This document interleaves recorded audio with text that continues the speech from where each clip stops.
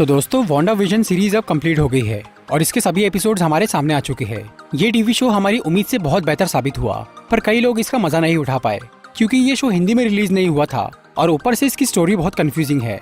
इसीलिए आज मैं वांडा विजन सीरीज की पूरी स्टोरी शॉर्ट में एक्सप्लेन करूंगा। तो बिना किसी देरी के आइए देखते हैं।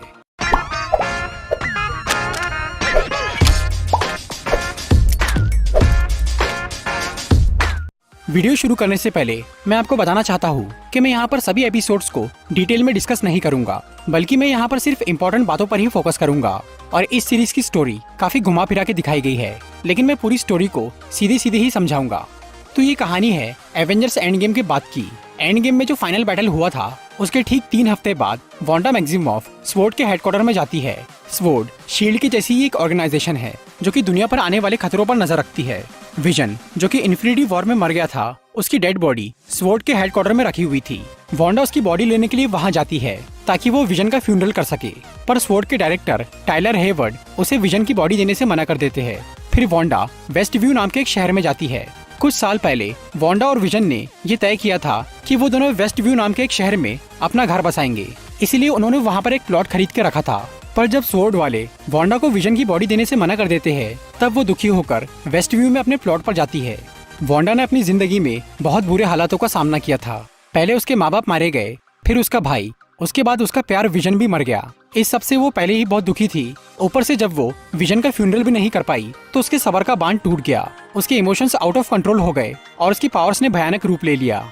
और तब वांडा की बॉडी से इतनी सारी एनर्जी निकली जिससे उस खाली जगह पर एक घर बन गया। वो पूरा शहर भी उसकी एनर्जी से चेंज हो गया और तो और उसकी शक्ति से एक नए विजन का जन्म हो गया। वांडा ने अपनी पावर्स से पूरे वेस्ट व्यू शहर की रियलिटी ही बदल दी और उसे अपने हिसाब से ढाल लिया। वांडा को बचपन में सिटकॉम्स यानी कॉमेडी सीरियल देखना बहुत पसंद था, इसीलिए उसने अपनी इस रियलिटी को पुराने सिटकॉम के स्टाइल में बनाया था। और यहाँ जो विजन मौजूद था उसे अपनी बीती जिंदगी के बारे में कुछ भी नहीं मालूम था। वो बस वांडा को जानता था और उससे प्यार करता था। फिर वांडा और विजन की शादी हो जाती है और वो दोनों एक हैप्पी मैरिड लाइफ जीने लगते हैं।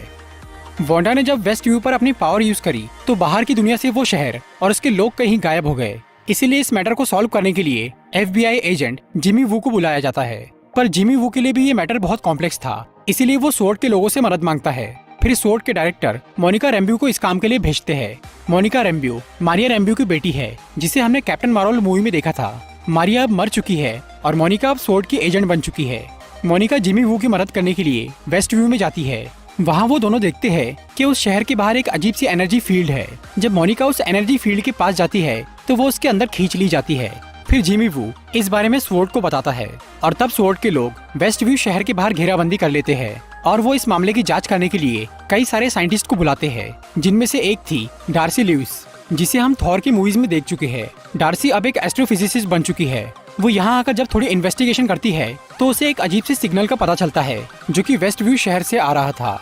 डार्सी उस सिग्नल को चेक करती है तो उसे पता चलता है कि वो एक ब्रॉडकास्ट सिग्नल है जिससे वांडा विजन नाम का एक टीवी शो टेलीकास्ट हो रहा था। उस शो में जब मोनिका दिखाई देती है तो स्वॉर्ड के लोग समझ जाते हैं कि वो एक लाइव टेलीकास्ट है और उस एनर्जी फील्ड के अंदर मौजूद लोग उस शो के कैरेक्टर बन गए हैं, जिसमें वेस्ट व्यू शहर के सभी लोग शामिल थे।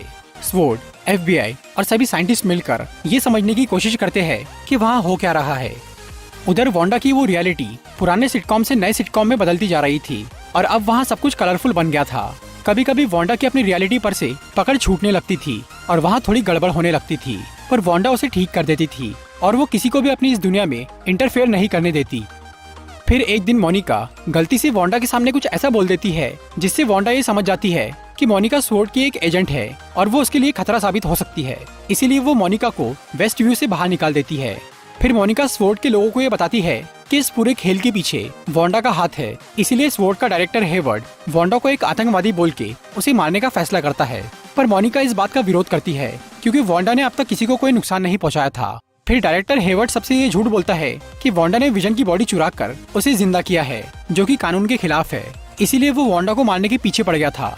पर मोनिका, डार्सी और जिमी वू डायरेक्टर हेवर्ड का विरोध कर रहे थे, इसीलिए वो उन तीनों को वहाँ से निकाल देता है, जिसकी वजह से उन्हें हेवर्ड पर शक होता है कि वो कोई गलत काम कर रहा है और वो तीनों उस पर नजर रखने लगते हैं।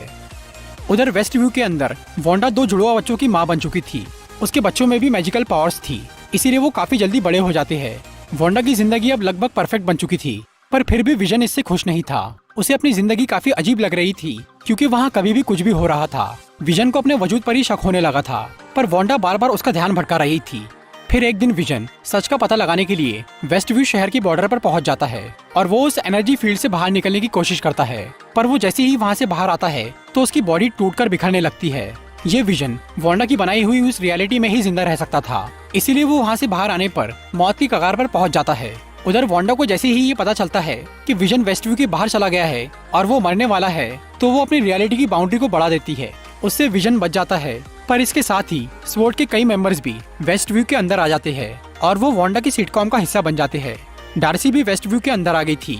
विजन को ये समझ में आ गया था कि डार्सी उसकी मदद कर सकती है, इसीलिए वो अपनी पावर से डार्सी को वांडा के काबू से बाहर कर देता है और वो उससे काफी सवाल जवाब करता है। डार्सी विजन को उसकी पुरानी जिंदगी के बारे में बताती है कि वो कैसे बना, उसने क्या क्या किया और वो कैसे मरा। दूसरी तरफ मोनिका ये फैसला करती है कि वो दोबारा वेस्ट व्यू के अंदर जाएंगी ताकि वो वांडा को समझा सके और उसे डायरेक्टर हेवर्ड से सावधान कर सके। मोनिका इसके पहले जब उस एनर्जी फील्ड के अंदर गई थी और जब वो उसमें से बाहर निकली थी तो उसकी बॉडी में कुछ चेंजेस आ गए थे, और जब वो तीसरी बार उसके अंदर जाती है तो उसके पास सुपर पावर्स आ जाती है। फिर मोनिका वांडा के पास पहुंचती है तो वांडा उस पर बहुत गुस्सा होती है। मोनिका उसे समझाने की कोशिश कर रही थी, लेकिन वांडा की पड़ोसी एग्नेस उसे मोनिका से दूर लेकर चली जाती है और फिर हमें एग्नेस की असलियत पता चलती है। एग्नेस, जो कि वेस्ट व्यू में वांडा की पड़ोसी थी और वो हमेशा वांडा का बहुत ख्याल रखती थी, वो असल में एक विच यानी चुड़ैल थी। उसका असली नाम था अगाथा हार्कनेस। अगाथा सेलम की रहने वाली एक विच थी जो कि डार्क मैजिक का यूज करती थी। उसके इस काले जादू के इस्तेमाल की वजह से उसके कबीले वालों ने उसे मौत की सजा सुनाई, मगर अगाथा ने उन सबकी पावर एब्जॉर्ब करके उन्हें ही मार दिया और तब से लेकर आज तक वो हर पावरफुल मैजिशियन की पावर्स एब्जॉर्ब कर रही है। जब वांडा ने वेस्ट व्यू में अपना जादू चलाया तो अगाथा को दूर से ही उसकी पावर्स की भनक लग गई, इसीलिए वो वेस्ट व्यू में आ पहुंची। वहाँ अगाथा ने देखा कि वांडा ने अपनी पावर से पूरे शहर और उसके लोगों का रंग रूप बदल दिया है।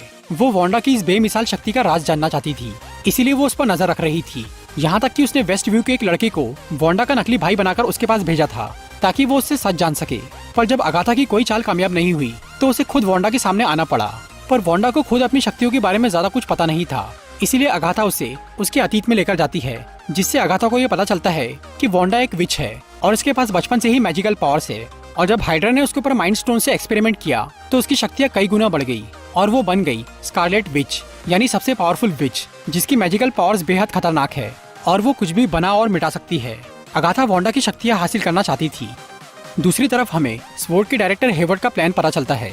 हेवर्ड असल में विजन को वापस जिंदा करके उसे एक हथियार बनाना चाहता था। उसने उसे ठीक करने की हर कोशिश कर ली थी, मगर बिना माइंड स्टोन के विजन जिंदा नहीं हो पाया।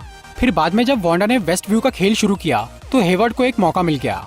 उसने जब वांडा को मारने के लिए वेस्ट व्यू के अंदर एक ड्रोन भेजा और वांडा ने उस ड्रोन पर अपनी पावर इस्तेमाल करके उसे बाहर फेंक दिया तो हेवर्ड का काम हो गया। उस ड्रोन के ऊपर वांडा की एनर्जी मौजूद थी। जब विजन की बॉडी को असेंबल करके उसे वांडा की एनर्जी से चार्ज किया गया तो वो चालू हो गया, मगर अब वो पहले जैसा इमोशनल नहीं था, वो बस एक रोबोट था। हेवर्ड उस विजन की पुरानी मेमोरीज डिलीट करके उसे वांडा और वेस्ट व्यू वाले विजन को मारने के लिए प्रोग्राम कर देता है। फिर ये नया व्हाइट विजन वेस्ट व्यू के अंदर जाता है। वहाँ अगाथा और वांडा की लड़ाई चल रही थी। व्हाइट विजन वहाँ पहुंचकर वांडा को मारने लगता है, लेकिन तभी दूसरा विजन वहाँ आकर वांडा को बचा लेता है। फिर एक तरफ अगाथा और वांडा का मुकाबला होता है और दूसरी तरफ विजन वर्सेस व्हाइट विजन का। वांडा अगाथा से बहुत पावरफुल थी, पर उसके पास ज्यादा एक्सपीरियंस नहीं था, इसीलिए अगाथा उस पर भारी पड़ रही थी और वो उसकी पावर्स एब्जॉर्ब करती जा रही थी। फिर अगाथा वेस्ट व्यू के सभी लोगों पर से वांडा का कंट्रोल हटा देती है। फिर वो सभी लोग वांडा पर बहुत गुस्सा होते हैं क्योंकि उसने उन्हें कई दिनों से काबू करके रखा था। इसीलिए वांडा कुछ देर के लिए अपनी एनर्जी फील्ड ओपन करती है ताकि वो लोग वहाँ से बाहर निकल सके। पर इस मौके का फायदा उठाकर हेवर्ड अपनी आर्मी लेकर वेस्ट व्यू के अंदर घुस जाता है और वो सब पे हमला करने लगता है। पर वांडा के बच्चे और मोनिका हेवर्ड की आर्मी को संभाल लेते हैं। उधर अगाथा वांडा को ये बोलती है कि अगर वो उसे अपनी शक्तियाँ दे दे तो वो वेस्ट व्यू को बिल्कुल परफेक्ट बनाकर वहाँ से चली जाएंगी ताकि वांडा और उसकी फैमिली खुशी से वहाँ रह सके। पर वांडा को ये मालूम था कि अगाथा झूठ बोल रही है, इसीलिए वो उसे अपनी शक्तियाँ देने का नाटक करती है और वो उसे अपने एक जाल में फंसा देती है, जिससे अगाथा अपनी पावर्स यूज नहीं कर पाती। फिर वांडा अगाथा की ही सारी पावर्स एब्जॉर्ब कर लेती है और तब वो पूरी तरह से बन जाती है स्कारलेट विच। वांडा अगाथा को मारती नहीं, बल्कि वो उसे एग्नेस का रूप देकर वेस्ट व्यू में कैद कर देती है ताकि अगर कभी उसे अगाथा की जरूरत पड़े तो वो वहाँ आकर उसकी मदद ले सके। दूसरी तरफ विजन व्हाइट विजन को ये एहसास दिलाता है कि वो खुद असली विजन है, मतलब अगर वो अपनी प्रोग्रामिंग को फॉलो करेगा तो उसे खुद को ही मारना पड़ेगा। फिर विजन व्हाइट विजन की सारी मेमोरीज को रिस्टोर कर देता है और व्हाइट विजन वहाँ से चला जाता है। फिर वांडा ये फैसला करती है कि वो अपनी खुशी के लिए पूरे शहर की बलि नहीं चढ़ाएगी और वो वेस्ट व्यू पर से अपना मैजिक हटाना शुरू कर देती है। फिर वांडा अपनी फैमिली के साथ अपने घर जाती है और वो सबसे आखिरी बार मिलकर उनसे विदा लेती है। फिर वांडा का मैजिक हटते ही उसका घर और परिवार सब गायब हो जाते हैं। फिर वांडा मोनिका को अलविदा कहकर सबसे बहुत दूर चली जाती है ताकि वो अपनी नई शक्तियों का इस्तेमाल करना सीख सके। आखिरी एपिसोड के मिड क्रेडिट सीन में स्वॉर्ड के डायरेक्टर हेवर्ड को अरेस्ट कर लिया जाता है और मोनिका से मिलने के लिए एक स्क्रल वहां आता है जिसे उसकी मॉम के पुराने दोस्त ने वहां भेजा था, जो कि मोनिका से स्पेस में मिलना चाहता था। शायद यहाँ निक फ्यूरी की बात हो रही है। निक फ्यूरी मोनिका की मॉम मारिया का ओल्ड फ्रेंड है। निक फ्यूरी को हमने आखिरी बार स्पाइडरमैन फार फ्रॉम होम के एंड में एक स्पेसशिप में स्क्रल्स के साथ देखा था। शायद निक फ्यूरी मोनिका को किसी मिशन के लिए स्पेस में बुला रहा है। पोस्ट क्रेडिट सीन में हमें वांडा दिखाई देती है जो कि किसी अनजान जगह पहाड़ों में अकेली रह रही थी। आगे हमें दिखता है कि वांडा अपने एस्ट्रल फॉर्म में एक बुक पढ़ रही है। ये बुक है डार्क होल्ड, जो कि एक डार्क मैजिक की बुक है और वो पहले अगाथा के पास थी, पर वांडा ने उसकी शक्तियों के साथ उससे ये बुक भी ले ली थी और अब वांडा इस बुक से डार्क मैजिक सीख रही है। यहाँ उसे अपने दोनों बच्चों की आवाज सुनाई देती है जो कि उसे मदद के लिए पुकार रहे थे। शायद वांडा डार्क मैजिक का इस्तेमाल करके अपने बच्चों को वापस लाना चाह रही है। तो दोस्तों, ये थी वांडा विजन सीरीज की पूरी स्टोरी। अगर आपको ये वीडियो अच्छी लगी हो तो इसे लाइक और शेयर जरूर